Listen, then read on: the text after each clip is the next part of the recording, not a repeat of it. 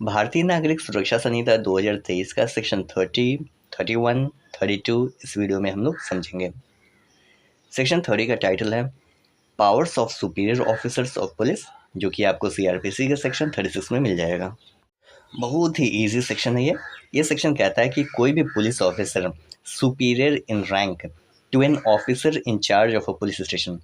Police officer का कोई officer in charge है, उस ऑफिसर से जो पुलिस ऑफिसर सुपीरियर होगा रैंक में, वो पुलिस ऑफिसर सुपीरियर वाला पुलिस ऑफिसर एक्सरसाइज करेगा पावर, सेम पावर एक्सरसाइज कर सकेगा थ्रू आउट लोकल एरिया। ये जो officer in charge of police station है ना, एसएचओ जिसको कहा जा सकता है या बड़ा बाबू भी कहा जाता है, तो ये एसएचओ जो रहेगा,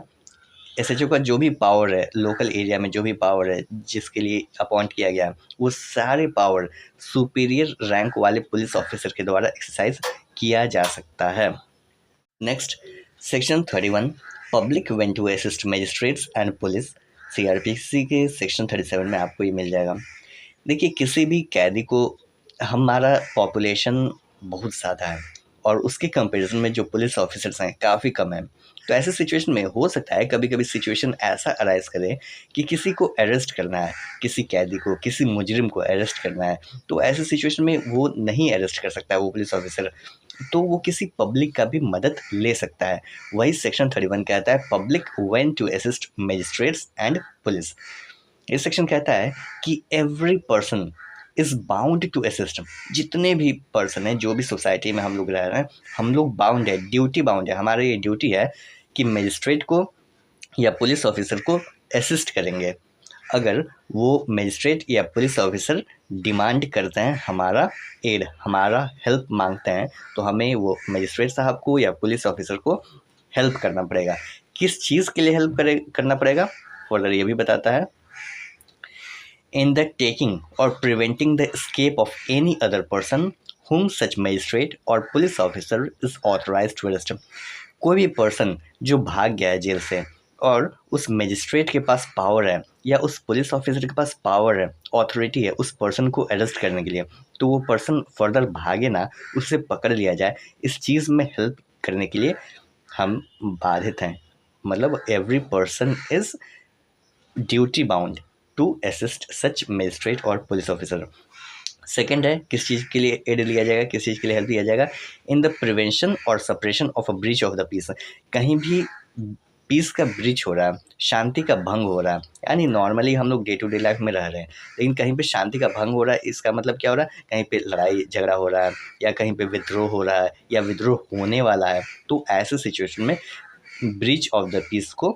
करने के लिए, इसे प्रिवेंट करने के लिए या सप्रेस करने के लिए, कहीं पीस का ब्रीच हो गया है, शांति भंग हो गया है, तो उसे दबाने के लिए भी मजिस्ट्रेट या पुलिस ऑफिसर एड ले सकते हैं किसी भी पर्सन से। थर्ड सिचुएशन में, किस सिचुएशन में एड लिया जा सकता है, वो है in the prevention of any injury attempted to be committed to any railway, किसी भी रेलवे, कैनल, टेलीग्राफ या कोई भी पब्लिक प्रॉपर्टी को कोई दूसरा पर्सन अटेम्प्ट कर रहा है उसे इंजरी करने के लिए, हार्म करने के लिए, तो ऐसे सिचुएशन में उस इंजरी को प्रिवेंट करने के लिए मजिस्ट्रेट या पुलिस ऑफिसर का add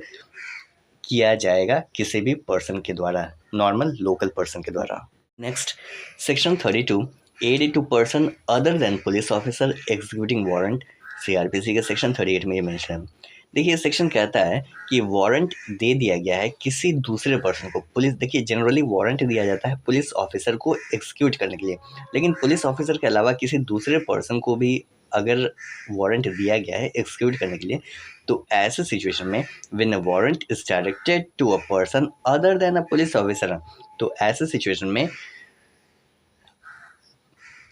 any other person may aid in the execution of such warrant, तो उस पर्सन को कोई भी दूसरा पर्सन एड कर सकता है, हेल्प कर सकता है उस वारंट को एग्जीक्यूट करने के लिए, if the person to whom the warrant is directed be the near at hand and acting in the execution of the warrant. ठीक है, तो ये था हमारा सेक्शन। आई होप आप समझ गए होंगे वीडियो कंसेप्ट। मिलते हैं नेक्स्ट वीडियो में। Thanks for watching. जय हिंद।